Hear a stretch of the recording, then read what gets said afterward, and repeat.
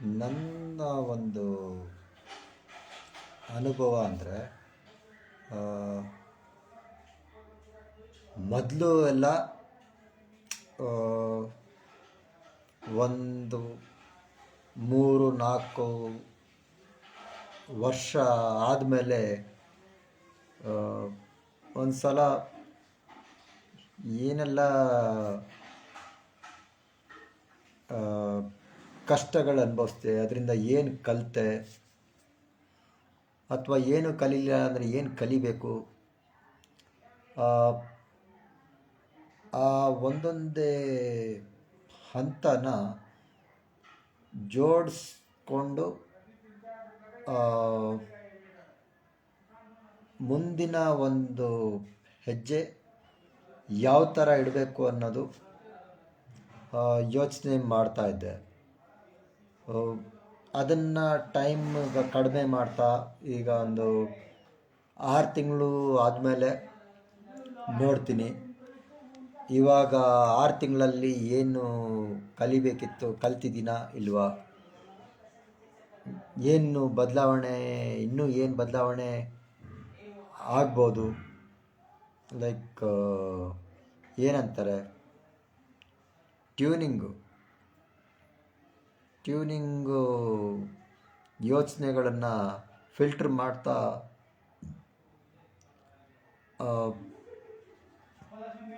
ಕರೆಕ್ಟಾಗಿ ನನಗೆ ಒಳಗಡೆಯಿಂದ ಮತ್ತೆ ಮತ್ತೆ ಯಾವ ಯೋಚನೆ ಬರ್ತಾ ಇದೆ ಅದ್ರ ಕಡೆ ಆ್ಯಕ್ಷನ್ ತಗೊಳಕ್ಕೆ ಮೊದಲು ಒಂದು ಪ್ಲ್ಯಾನ್ ಮಾಡ್ಕೊಳ್ತೀನಿ. ಆಮೇಲೆ ಅದರ ಪ್ರಕಾರನೇ ಆ್ಯಕ್ಷನ್ನು ಅದ್ರ ಪ್ರಕಾರನೇ ಹೋಗುತ್ತೆ. ಲೈಕ್ 3 ತಿಂಗಳಲ್ಲಿ ಏನೋ ಒಂದು ಅಭ್ಯಾಸನ ಬದಲಾಯಿಸ್ಕೊಬೇಕು, ಇಲ್ಲ ಕಡಿಮೆ ಮಾಡ್ಕೊಬೇಕು ಅಂದರೆ ನೋಡ್ತೀನಿ ಕಡಿಮೆ ಆಗ್ತಾ ಇದೆಯಾ ಇಲ್ಲ ಬದಲಾಯಿಸಿದೆ. ಒಂದು ಈಗೇನಂತಾರೆ, ಒಂದು ಮಗು ಕೈಯಲ್ಲಿ ಒಂದು ಆಟ ಸಾಮಾನಿದೆ ಅಂದ್ಕೊಳ್ಳಿ, ಅದನ್ನು ನಾವು ತಗೊಬೇಕು ಅಂದರೆ ಅದಕ್ಕೆ ಕೈಗೆ ಇನ್ನೊಂದೇನಾದ್ರು ಚೆನ್ನಾಗಿರೋ ಆಟ ಸಾಮಾನು ಕೊಟ್ಟು ಇದನ್ನು ತಗೊಬೇಕು. ಹಾಗೆ ಮನಸ್ಸಿಗೂ ಚೆನ್ನಾಗಿರೋದು, ಖುಷಿಯಾಗುವಂಥದ್ದು ಏನಾದ್ರು ಕೊಟ್ಟು ಬೇಡದೇ ಇರೋದನ್ನು ನಿಧಾನಕ್ಕೆ ಕ್ಲಿಯರ್ ಮಾಡಬೇಕು. ಒಳ್ಳೆಯದನ್ನು ನೀವು ಒಳ್ಳೆಯದೇನೆ ಕೊಡ್ತಾ ಹೋದರೆ ಕೆಟ್ಟದು ಅದಾಗೆ ಕಡಿಮೆ ಆಗತ್ತೆ. ಸೊ ನಿಮ್ಮ ಮನಸ್ಸಿಗೆ ಒಳ್ಳೆ ಫೀಡೇ ಕೊಡಿ, ಅಭ್ಯಾಸ ಮಾಡಬೇಕು.